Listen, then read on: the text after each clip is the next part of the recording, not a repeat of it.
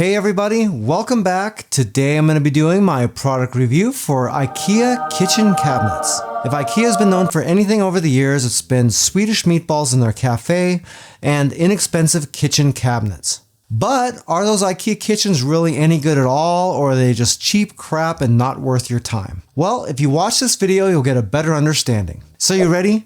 Let's get into this.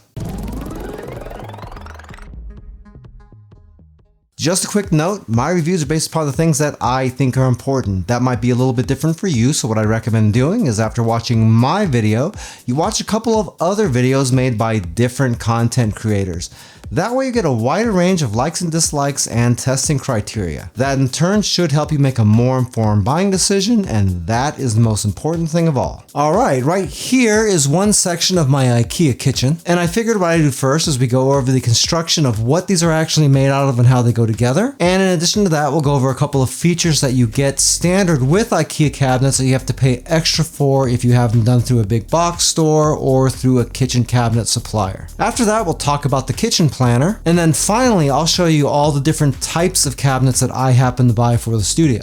It's a pretty wide range, so if you're planning to do an IKEA kitchen, then probably well over half of the stuff you're planning on getting is going to be in here, so I'll be able to give you a little bit more up close and personal look at it. First, we can talk about the construction and the aesthetics. By default, all the cabinet bases are white. However, even though I opted for matte white finish on all my cabinet faces, you can't really tell that my cabinet faces are white because all the drawer faces extend all the way out to the edges. You'll notice if you look right here, there's no gaps in between the different doors. With typical kitchen cabinets, you end up with gaps in between all of your drawer faces, so pretty much on those you'd be able to see the existing front panels of all your cabinets, and you'd be able to see where all the doors start and end. With IKEA, everything gets run right up to the edges, and it's not just with drawers like this, but it's also done with cabinet doors like this. You can see right here at the edge of the door, you would think that the hinge would force this to hit the side of the drawer,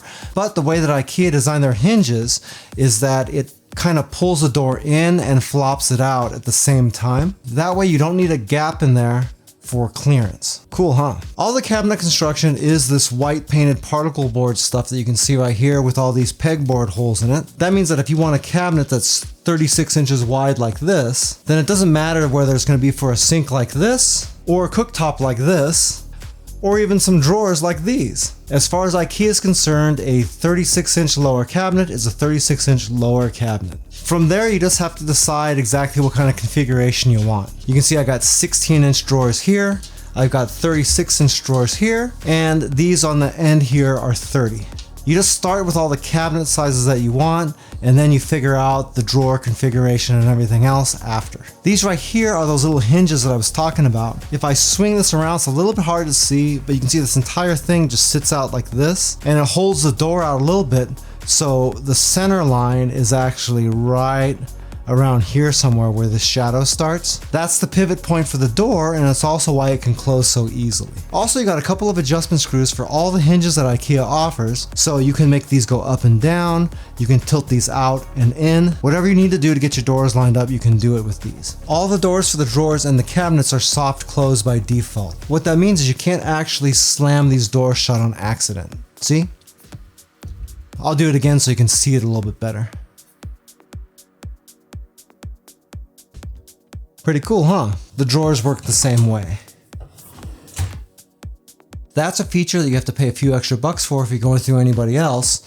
And if you add up every single door on every single cabinet in your kitchen, that adds up to a lot of money. Like I said before, the cabinet bases are made out of the particle board stuff, and this is actually what one of those looks like. This is actually a panel that I bought to fill in a gap that I really didn't need to fill in, but it'll serve our purpose here. You can see the particle board inside. It is compressed pretty good, so it's not really low quality particle board, but it still is particle board. You've got a painted layer on the outside, which is probably pretty similar to most other particle boards, and the edge pieces are a little bit more durable and thick. In fact, if you look really close, you can sort of see the thickness on it. A piece like that would go someplace like right here. You can see that does sit back from the cabinet faces because that sits at the same level as the side of your actual cabinet does. That is necessary though, because these can't touch the sidewall and they've got to have a little bit of clearance. I believe the minimum distance is about 2 inches, and I think I gave this about 2.5. In fact, there's only a couple of places in the kitchen that I have to have these, and it's just basically on the edges. Everything else is this smooth finished look. Once you have all your cabinets picked out, then all you gotta do is pick out your drawer and cabinet door faces,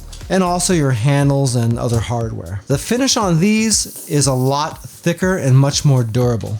Like I said before, I had all mine done in matte white along with matte black hardware, but you got a wide range of different matte finishes plus a lot of glossy and semi-gloss type of stuff as well. Also, there's a bunch of different designs for different faces, different types of handle mechanisms, including handles that are built right into the front, and all sorts of other stuff like that. Also, when you order, you have the option to get glass pieces that go in the sides here. Another cool feature that you get with a lot of IKEA cabinets is the drawer in a drawer. This is actually a standard thing, and if you look at the top drawer for a lot of my cabinets, it's got another little drawer in here. You can go with or without these, it's sort of a preference thing. Some of the cabinets come with them standard and some don't. Just keep in mind though that if you're getting these, that it does take away some of the space from your top drawer as well. You can see that I got one of those over here also. In addition to the cabinets, the doors, and the drawer faces, you have a fourth part called a cover panel. That's what this is right here. These are special optional pieces that you can get that'll cover up the side of a cabinet face. If you're doing something like an island, they're a necessity to cover up the backs of your cabinets since those aren't finished at all. But these have a much prettier sheen to them, and they've got a really hard veneer on the outside too. I didn't think they would make that much of a difference from just seeing the side of the bare cabinet, but even though those do come finished, this is a much slicker look. Also, you have to take into consideration that the cover panels stick out a little bit more and sit flush with your drawer and cabinet faces. That makes it look nice and sleek up here, and it covers up the sides of the doors of a wall oven or a dishwasher or refrigerator. The veneer finish on these is super strong. I can't tell you enough about how durable this veneer finish is on these. In fact, when I was pushing my cabinets together, I had to put a screw through one of these, and I really had to work to get the drill to go through it.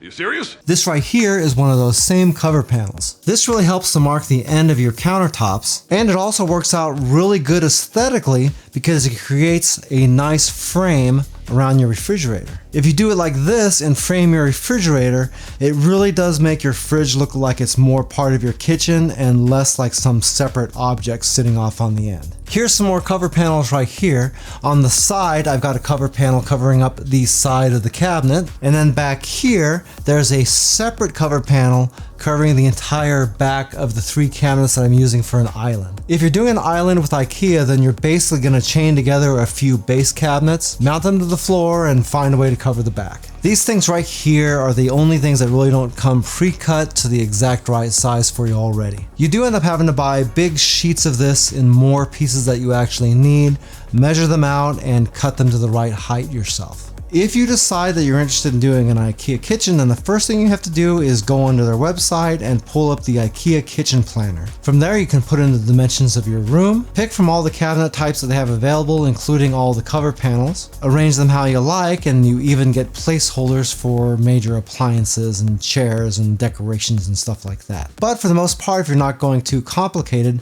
then you should be able to do your entire design yourself in a couple of hours. One thing you have to be really wary of though is if you're going to design your own kitchen, you better be really good at taking measurements. In fact, I would take your measurements 3 or 4 times just to make sure they're exactly right. Any mistakes that you make at this stage are going to cost you down the road. And you really don't want to order a whole bunch of cabinets just to find out that you're 1/4 of an inch too wide. Once you have your layout done the way you like, then you have to send an email over to IKEA and they'll set you up with an appointment with one of their kitchen specialists. That person is going to go over your plan and make sure that you've pushed all the cabinets together, that all your measurements are right, that you don't have anything overlapping, and that the way you have everything set up, you're not going to have any problems with doors hitting other doors or swinging the wrong direction or anything like that. Once they've gone through everything and got it to check out, then all you got to do is pay for your cabinets and have them shipped over to your address. At this point, if you're pretty handy, you can probably do all the assembly yourself. For me, assembling and installing all my cabinets wasn't really that big a deal,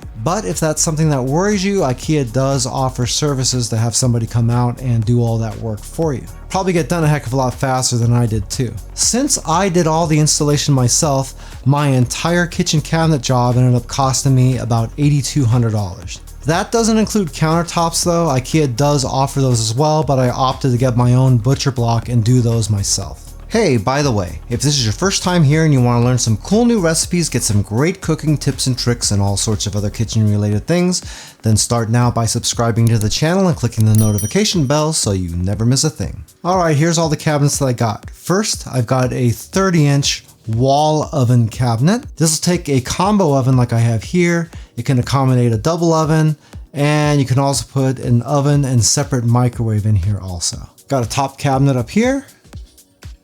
And I got 3 drawers underneath. A couple of skinny ones like this, and then one large one at the bottom.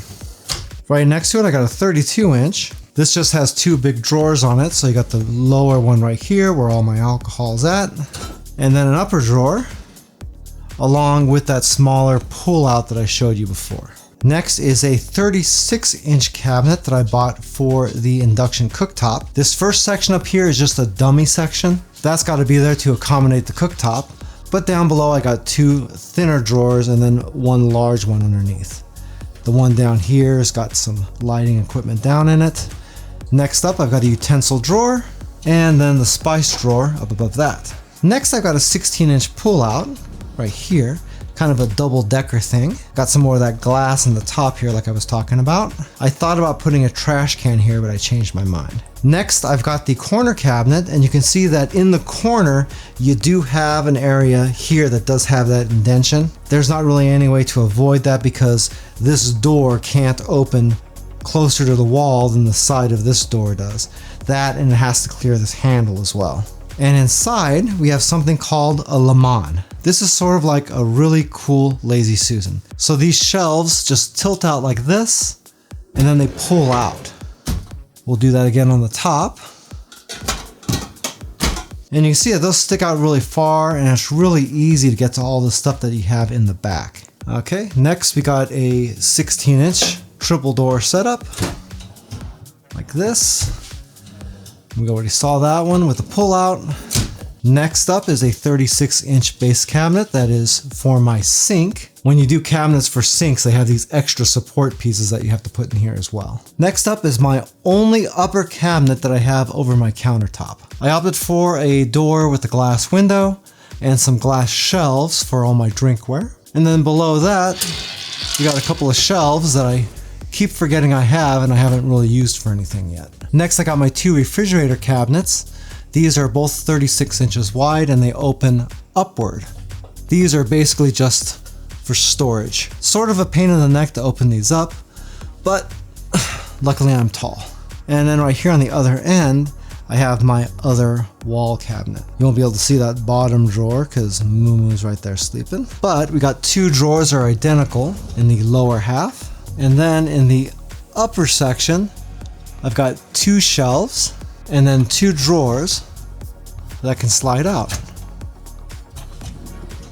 Last but not least, we got the island. I've got 6 16-inch drawers on the left. This is the most drawers you can have vertically on a base cabinet from IKEA. They're all identical. Just knickknacks for prep area. You can see that I have these things in here that fit perfect. One of the things about buying cabinets from IKEA is that they have a whole accessory section over in the store. So if you want organizers or anything like that for IKEA cabinets, they have tons of stuff that are specifically designed for them so they fit perfect without having to shop around. In the middle section, I have 3 different sized drawers. Got the largest drawer down here. I've got a mid-sized drawer in the middle, and then one of the short drawers on the top. And then finally, the last drawers I have to show you are the ones right here on the end. The top is a short drawer as well. And then these bottom 2 sections are actually connected together because this is where the garbage cans are. Pretty cool, huh? This is probably the only gripe that I have about my IKEA cabinets right now is that door right there. It's all connected down at the bottom over here, but you can see that this door kind of wobbles a lot because there's not that much support. So when this is closed, you can see that it doesn't sit flat all the time and it can bounce. Doesn't matter how I adjust this, it's kind of always a problem. What? If I mess with it, then I can get it to close and it's a little bit better. I've adjusted it and messed with it a lot, and this is as good as I can get it. It's not really a deal breaker, but you know, admittedly it is pretty annoying. On a happier note, I've had these cabinets for about 7 months now, and that's really the only complaint that I have. They've been really durable. I haven't had any issue with anything getting loose or anything like that. None of the surfaces have gotten damaged, and I haven't developed any stains or scratches on any of the drawer and cabinet faces. I did have one door that came out of the box a little bit mashed up in the corner though, but all I had to do was tell IKEA about it and I was able to exchange that no problem. If you tally up all the benefits that you get from designing your kitchen through IKEA, you really can save an awful lot of money. In fact, you save so much money that you could really pay a professional to come out and assemble all your cabinets and still come in cheaper. However, you do have to take into consideration that they are made out of particle board, so they're never going to be as durable as an all wood cabinet would be. But really, one big question you have to ask yourself is, do they really need to be? If you'd like a little bit more information about IKEA kitchen cabinets, I do have a link for the IKEA kitchen planner down in the description of the video. With that, you can play around with most of the components that IKEA offers, move them around in a 3D space, and even get yourself a preliminary cost estimate. And it's really fun too. In case you haven't noticed, I now have the Joe's Phenomenal merch store online. You can see a few of the products I have available down below the video window, and if you go into Spread Shop from down there, you can see all the rest. I also have a link to the store down in the video description. All proceeds from the store go right back into the YouTube channel to try to make it just a little bit better experience for you. If you like this video, then you might like this video right here where you can see a time lapse of the building of all the cabinets for the studio. It's part of a larger series that documents the entire building of the studio, but if you just watch that one, you'll get a pretty good idea of what's involved in putting these things together. Well, that's it for now. I hope to see you back again here really soon, and until that time, I'm Joe, and I hope you have a phenomenal day. Take it easy.